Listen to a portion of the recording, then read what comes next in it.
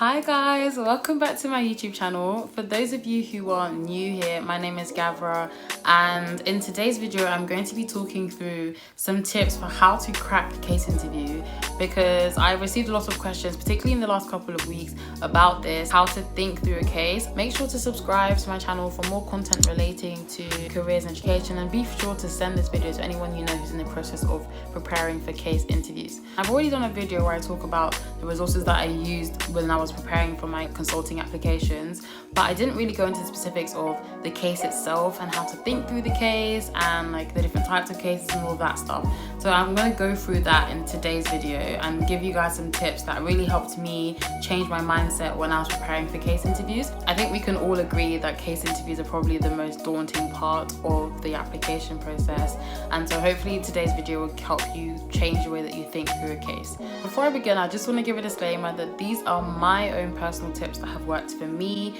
They are tips that enabled me to get an offer from Bain and Company, as well as get to the final round for every single strategy consulting firm that I applied to, including McKinsey. So hopefully it will help you guys also achieve the same feat. If after this video you still think that you want to speak to me directly or go through a case with me one-on-one, then feel free to book in a time with me on my website. I will link in the description box, and we can go through a case together and I can give you personalized feedback on your case performance. Before I begin, I think it's important for me to just give an overview of what case interviews are, the different types of case interviews, the different style of case interviews, and then we'll move on to the tips for how to crack the case.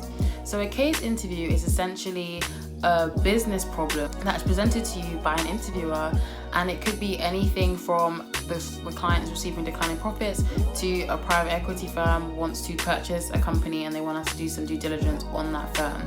So your job is to figure out what is the root of the issue and how do we fix it, and you do this using data which you're given in the form of exhibit. There are two main styles of interviews. So there are interviewer-led interviews and interviewee-led interviews.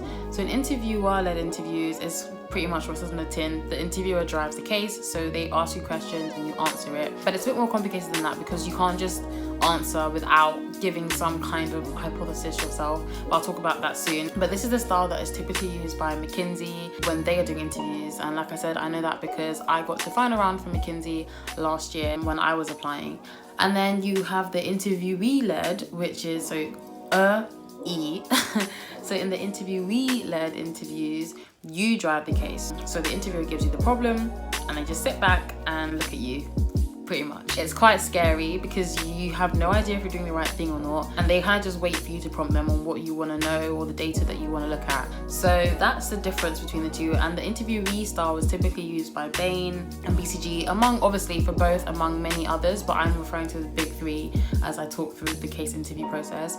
So yeah, that's the two main styles, and then within that you have different types of cases. So you've got like market sizing cases where you are asked to size a particular market based off of your own estimations of what you think is reasonable, or sometimes I might give you some data to start with. And market sizing can also be weaved into all the other types of cases, by the way. Then you can have profitability, which is where the client is perceiving some kind of issue with their profits and they want you to figure out why. They may be entering a new market and they're like, should we do it? They might want to launch a new product and they want you to figure out how to price it and how to go about launching the product, or if they should even launch the product in the first place. There are so many different types of cases. I'll probably list them somewhere on the screen because I've definitely missed out loads. Each case is different, each case is unique and nuanced in the way that you have to think through that problem, and this is why it's really important that you guys don't memorize framework. Let me not jump the gun, I will discuss tips later, but yeah, so that is case interviews and the types of case interviews. Now I'm going to quickly talk you guys through how you should approach a case. So when you're in the interview, the process that you need to follow. And I remember the first time I did a case with someone, I was just like looking at them like, when are you going to ask me a question? Because I'd done investment banking. For those of you who are not aware, all of my internship experience was in investment banking. I have been successful in getting investment banking offer, but in investment banking it's very much like the interviewer is driving the interview. So I was very not used to being looked at by the interviewer for guidance on what I want to do next. So now if I look back, obviously now I know how to do it properly, and so I just want to give you guys some insight into how to do it properly too. What typically happens in a case interview for the non-market sizing one, although market sizing also kind of applies, is they will give you the problem statement. So they'll read it out to you. And then the first thing to do is to make sure that you completely understand the case. Do not, and I repeat, do not rush into your structure and your framework without making sure that you're 100% clear on what you've been told, because you may have misheard something, you may have just not heard it at all. And so it's really important that you recite back, not word for word obviously, just kind of a summary of the key points that you were told in the original problem statement. You get read the problem statement, you clarify that you've heard the problem statement correctly, and then the next section of the case, before you go into your structure, and I repeat before, is you ask clarifying questions. And this is not where you ask for data on specific things that you think are going to be useful. This is not the place to do it. This is where you ask questions to make sure you completely understand the client and the client's problem. So typically I would ask questions relating to the client's business model, so trying to understand their revenue streams, trying to understand the geographies they operate in, trying to understand what's relevant for the case that we're solving, trying to make sure that I'm completely aware of all the objectives that the client have asked for, because they may not actually say all of them in the original statement. So it's important that you ask the right questions to make sure that you haven't messed out anything when you start your framework. So once you've got those clarifying questions done, you then ask for some time to construct a framework, which is an issue tree. I'll put a picture of an issue tree on the screen for those of you who don't know what that is. And it's essentially you breaking down the problem into its component parts, into the things you want to look into to be able to decipher where the problem lies. And so you've done your framework, you then revert back to the interviewer and you tell them, hi, this is the framework. Well, you don't say it like that, but you say, in order to figure out where the problem lies, I want to look at, and then I really like to enumerate. So I'll be like 4 main buckets or 5 main buckets or 3 main buckets.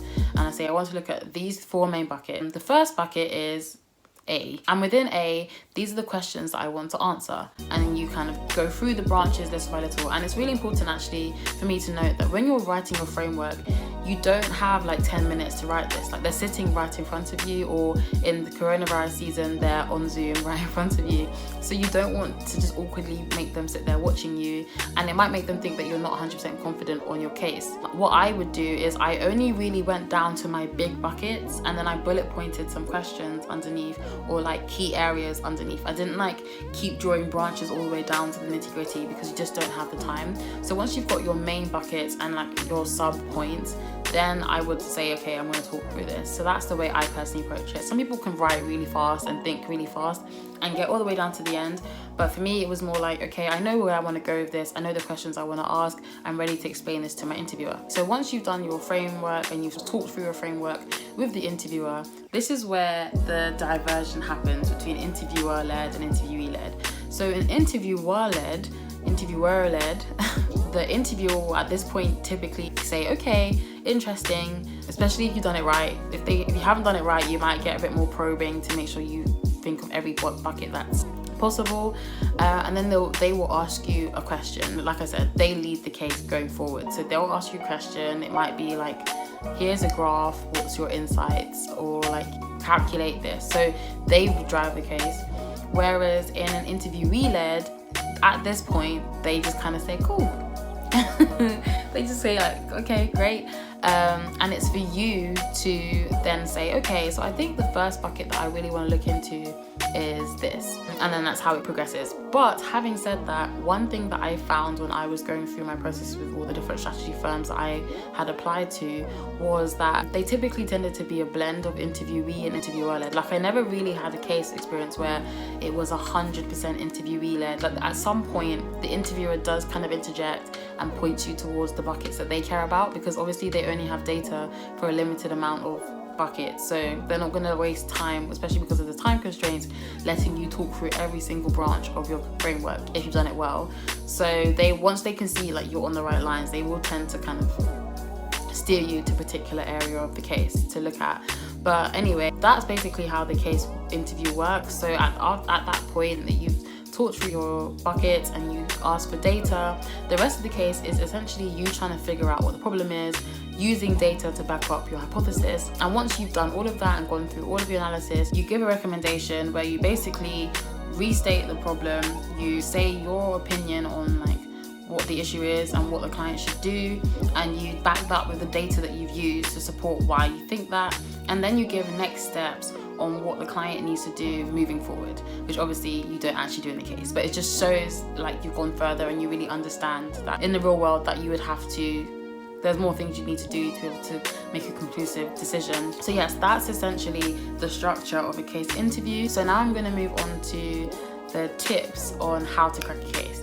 And these tips, like I said, the things that I did personally to be able to crack cases in a really short amount of time, because I only went into the case interview process maybe like 2 or 3 weeks before my first interview. Typically people tend to spend a bit longer preparing for cases, so I had to figure out how cases worked quite quickly. The first tip that I was told, and like I really stand by, is do not memorize case frameworks.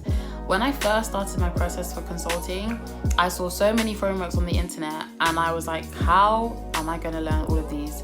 And the answer is you're probably not. You're not going to learn them well enough anyway, to the point where you won't be obviously memorizing them. And that's a big red flag for interviewers, because obviously they're trying to test your strategic thinking, and if they can tell you just memorize, then that doesn't test your strategic thinking, so you're not going to get through. Number one. Number two, most cases are very nuanced, and like there are big overarching themes that remain common within the type of case, like profitability or like market entry, but there might be certain aspects that are really obviously not relevant based on what they've told you in the problem statement. So if you just come with a blanket framework, it's going to be so obvious that you didn't listen to the problem statement and you didn't tailor your framework to that problem statement. So that's why I recommend that you don't memorize frameworks. Instead, learn how to develop good structures. And I've done a video where I talk about the resources that I use when I was preparing for cases. But one thing I used to do, because I really did struggle with figuring out how to write a good framework that's personalized to the case I was doing. So I would do is I would read problem statements, I would write my own structure, and then I would compare my structure to the structure in the case book. So do check out that video, and I link all the resources I used in the description box of that video. I'll probably link that video somewhere here. But that was typically how I developed and trained myself to be able to approach cases in an efficient way and in a MECE way, which is a phrase that you hear a lot of consultants use, which is mutually exclusive, collectively exhaustive. And that means that essentially your framework encompasses everything, but your buckets don't overlap. So that's something that just takes practice. The second tip that really helped me was I shifted my mindset from thinking, oh, what framework is this, or what are they looking for, to literally just thinking about it. Like as an engineering student, we solve problems all the time. So I just thought of it like, here is a question, I need to answer it. What are the possible reasons? And my framework needs to encompass all the possible reasons and give me a starting point that I can use to go through each of the potential reasons and solutions for this problem. So I personally started all my frameworks with a question at the top. The title of my issue tree, I don't know what you call it, like the top box of my issue tree was always, I always rephrase the problem statement into a question form, and that helped me stay really focused on the point of the case, which is a really important thing to do when you're doing a case and when you're doing a structure, and enables you to be very specific to the case that you're particularly doing. So yes, I would use a question to kind of frame my structure, and then the buckets underneath are all of the areas that I need to assess to be able to answer that question. And then what you find is, as you're going through the case, your framework is almost like a checklist that you're using to tick off the potential scenarios that would cause the issue the client has, and then therefore that would feed into your solution that you provide. I think for me, that mindset shift from focusing on the framework that's right for this case and more just looking at this case has this question from a logical point of view, what are the relevant things to look at here, that really helped my understanding of case interviews and helped me just do a lot better with my framework structures. The third point is something that I particularly heard a lot with the McKinsey style cases, but I think it applies to every case. The reason I think it really matters for the McKinsey style, interviewer-led style, is because it's interviewer-led, it's so easy for you to kind of just follow the interviewer and just wait for them to ask you the next thing. And if you're not coming across as a very hypothesis-driven person, somebody who has in your head, this is something I'm testing, and the questions that the interviewer is asking me are going to help me test the hypothesis, is even more important that you come across as that in an interviewer-led, because you're not the one driving the case, so it's really hard for that to come through. But with interviewee-led, it's so important because that's how you stay focused on the overall goal of solving the case. So in everything you're doing, you need to have, even if you don't say it out loud, but it's important to say it out loud. So maybe you can say, The first hypothesis that I want to test is the fact that this may be a revenue problem. Say it was a profitability case. In order to test this hypothesis, I'd want to understand X, Y, Z. Do you have any information on something? So that's what it means to be hypothesis driven. And when you are hypothesis driven, it really makes you stay focused on the original problem, and you're using the data that you asked for to prove or disprove a hypothesis, and by extension cross off something on your framework. And that's how you systematically go through a case until you crack it. So yeah, I think being hypothesis driven also made a huge difference to how well I was doing cases.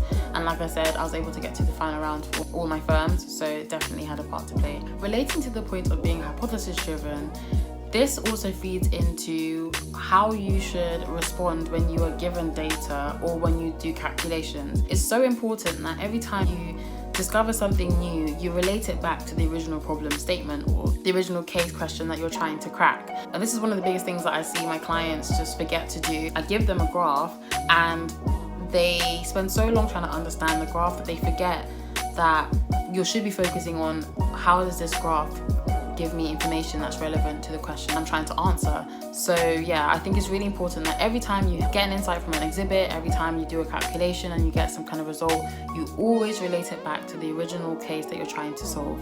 And finally, my fifth tip would be make sure you're really solid with your maths, because case interviews really do test your mental maths. They test your ability to approximate, they test your ability to take proportions or percentages of things. And it's not really hard maths, but it's just maths that personally I spent a lot of years using a calculator doing. Like even in my engineering degree, I barely really work with numbers. It's more like algebra and calculus. So having to relearn how to just do big sums or big calculations in my head and just doing them in an accurate way was a really important part of my case prep process. So I do encourage you guys, wherever you can, just do some mental math gymnastics, get used to doing multiplications in your head, because it's so important that you're accurate with the maths you do in your interview. And when you're under pressure, you're more likely to make mistakes. Just make sure you're so solid that no matter what, you're unlikely to make a mistake, because you are being assessed on your mathematical ability in the interview. So those are my top tips, guys, for cracking a case. I hope you found it useful. If you have any specific videos that you want me to put out, please do comment them down below. And like I said before, if you'd like some personalized coaching through case interviews, then feel free to book an appointment with me on my website and I'll be sure to help you with that. But anyway, I will see you guys in my next video. Bye.